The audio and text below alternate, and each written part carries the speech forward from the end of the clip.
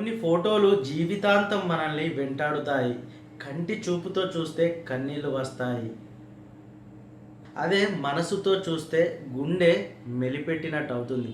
Madhya Pradesh జబలాపూర్లోని బార్గి dam Narmada నది అలలపై సాగాల్సిన విహారం ఒక పీడకలగా ఎలా మారిందో చెప్పడానికి ఆ ఒక్క ఫోటో చాలు.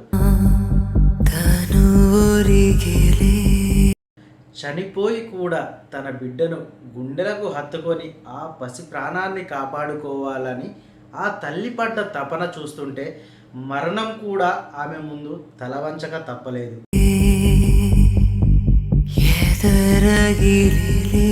అసలు ఏం జరిగింది? అసలు దీనికి కారణాలేంటి? అసలు ఇంత నిర్లక్ష్యమా? అసలు కేవలం 29 మంది ప్రయాణించే బోట్లో డబ్బుల కక్కుర్తితో 40 మందిని ఎక్కించారు. నిబంధనల ప్రకారం బోటు ఎక్కాలి, కానీ అక్కడ ఇచ్చింది మృత్యువుకి ఆహ్వానం మాత్రమే. వాతావరణ శాఖ గంటకు 50 నుంచి 60 కిలోమీటర్ల వేగంతో ఈదురుగాలులు వస్తాయని ఎల్లో అలర్ట్ జారీ చేసింది. ప్రకృతి హెచ్చరిస్తున్న అధికారులు నిద్రపోతున్నారా? అసలు ఆ క్రూజ్ నిర్వాహకులు కళ్ళు కనిపించడం లేదా? అసలు ఎదురుగాలులు వస్తున్నాయని ఎల్లో అలర్ట్ జారీ చేసినప్పటికీ కూడా అసలు బోట్స్ ప్రయాణం ఏ విధంగా స్టార్ట్ చేశారు? అసలు ఇంత నిర్లక్ష్యమా? అసలు ప్రాణాలతో ఇంత చెలగాటం ఆడుకున్న ఈ సిబ్బందిని అసలు ఏం చేయాలి? ఎల్లో అలర్ట్ జారీ చేసినప్పటికీ కూడా అధికారులు నిద్రపోతున్నారా? ఆ క్రూజ్ నిర్వాహకులకు కళ్ళు అసలు కనిపించడం లేదా? నది మధ్యలోకి వెళ్ళాక ఒక్కసారిగా ప్రకృతి ప్రకోపించింది. అలలు ఎగిసి పడుతుంటే, ప్రాణాలు అరచేతిలో పట్టుకొని జనం అరుస్తుంటే అప్పుడు హడావుడిగా లైఫ్ జాకెట్లు తీశారు. అందులోనూ మళ్ళీ వివక్షే. డ్రైవర్ గాడు తాను లైఫ్ జాకెట్ వేసుకొని పక్కకు తప్పుకున్నాడు. ఉన్న తక్కువ జాకెట్లను ఇద్దరిద్దరిని షేర్ చేసుకోమన్నారు. ఇంత దౌర్భాగ్యమా? ఎంత దౌర్భాగ్యం అంటే అసలు జాకెట్స్ కూడా, లైఫ్ జాకెట్స్ కూడా లేకుండా అసలు ఇంత పెద్ద బోట్లు నడిపించడానికి అసలు ఎక్కడి నుండి పర్మిషన్స్ తీసుకున్నారు? అసలు ఎవరిచ్చారు పర్మిషన్స్? మినిమం ఆలోచనలు, మినిమం ముందు జాగ్రత్తలు తీసుకోకుండా అసలు బోట్లు నడిపించడం ఏంటి? ఎల్లో అలర్ట్ జారీ చేసినప్పటికీ కూడా అసలు బోట్ రన్ చేయడం ఏంటి? అసలు అధికారులకు అసలు తెలివి ఉందా? అసలు ఏంది? అసలు ప్రాణాలతో చెలగాటాలేంది? జనాలతో చెలగాటాలేంది?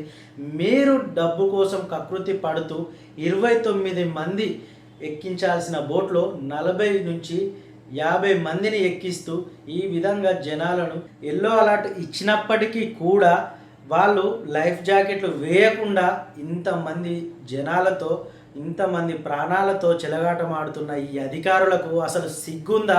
ఫస్ట్ ఎందుకు అని అంటే మినిమం జనాలతో ఆటలాడు బంద్ చేయండి, ఇకనైనా బంద్ చేయండి. ఇది ఇప్పుడే కాదు, కొత్తగా ఇంతకు ముందు కూడా జరిగాయి సేమ్ ఇలాంటి సంఘటనలే. అసలు ఏం జరుగుతుంది? పాపం ఆ రణరంగంలో ఆ తల్లి తన ప్రాణం కంటే తన బిడ్డ ప్రాణం మిన్న అనుకుంది. తనకు లైఫ్ జాకెట్ ఉన్నా అది తనను కాపాడుతుందని తెలిసినా తన బిడ్డను మాత్రం గుండెలకు హత్తుకొని వదలలేదు. నేనున్న నాన్న, నిన్ను ఏమి కానివ్వను, నిన్ను బ్రతికించుకుంటా అని ఆ తల్లి మనసు ఎంతగా రోధించి ఉంటుందో. కానీ విధి వెక్కిరించింది. గురువారం నాడు 4 మృతదేహాలు, శుక్రవారం 5 మృతదేహాలు, మొత్తం 9 మంది మృతదేహాలు విగత జీవులుగా తేలారు. ఆ తల్లి బిడ్డ విగత జీవులుగా దొరికిన తీరు చూసి రెస్క్యూ టీం కూడా కన్నీళ్లు పెట్టుకుంది. చనిపోయిన ఆ తల్లి చేతులు బిడ్డను వదలలేదు. ఆ ప్రేమ ముందు ఈ విశ్వమే చిన్నబోయింది. ప్రమాదం జరగగానే అలర్ట్ ఇచ్చిన రెస్క్యూ టీం రావడానికి గంటల సమయం పట్టింది. తీరా వద్దామనుకున్న రిస్క్ వెహికల్స్ కూడా చెడిపోయాయట. అంటే మనుషుల ప్రాణాలు కాపాడాల్సిన వ్యవస్థలు కూడా తుప్పుపట్టిపోయాయా? అసలు ఇక ప్రభుత్వం ఇచ్చే ఆ 4 లక్షల పరిహారం మనిషి ప్రాణానికి మీరు కట్టే వేళ ఇదేనా? 4 లక్షల రూపాయల మీరు ఒక మనిషికి కట్టే వేళ. ఒక నిండు ప్రాణం పోతే ఒక సంసారం మీరు కట్టే వేళ ఇదేనా? ఒక నిండు ప్రాణం పోతే ఒక సంసారం రోడ్డున పడితే ఆ తల్లి ప్రేమకు మీరు ఇచ్చే విలువ 4 లక్షల. ఇక్కడ కావాల్సింది పరిహారం కాదు, బాధ్యులపై కఠినమైన చర్యలు కావాలి. నిర్లక్ష్యంగా ఉన్న అధికారులకు కఠినమైన శిక్షలు విధించాలి.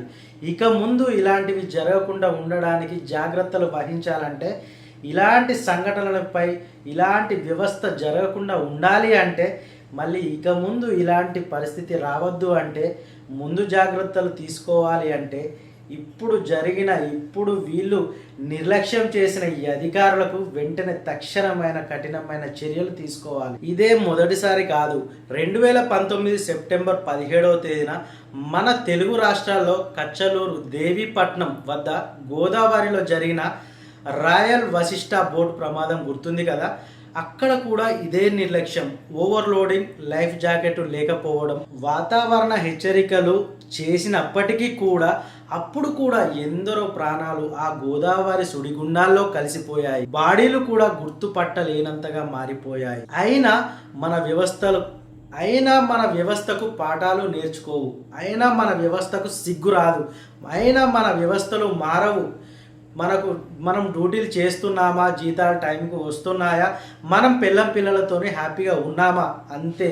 అసలు వేరే వాళ్ళు ఎటు పోతేంది, వేరే జనాలకు ఏమైతేంది, అసలు ఇంత నిర్లక్ష్యం చేస్తున్నాయి. ఈ టూరిజం అసలు ఏం డెవలప్ అంటున్నారు. అసలు టూరిజం ఏం డెవలప్ చేస్తుంది?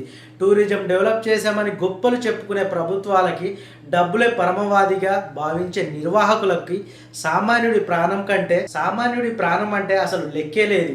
అందుకే ప్రజలారా, మన ప్రాణం మనమే కాపాడుకోవాలి. టూరిజమ్స్ అంటూ వాళ్ళేదో మనకేదో చేస్తారంటూ వాతావరణం బాలేనప్పుడు సాహసాలు చేయకండి. సేఫ్టీ జాకెట్లు ఇవ్వని బోట్లు ఎక్కకండి. నిబంధనలు పాటించని చోట ధైర్యంగా ప్రశ్నించండి. ఆ తల్లి ప్రేమ అమరం, కానీ ఆ తల్లి మరణం మన వ్యవస్థకి ఒక తీరని మచ్చ. ఆ కుటుంబానికి నా ప్రగాఢ సానుభూతి.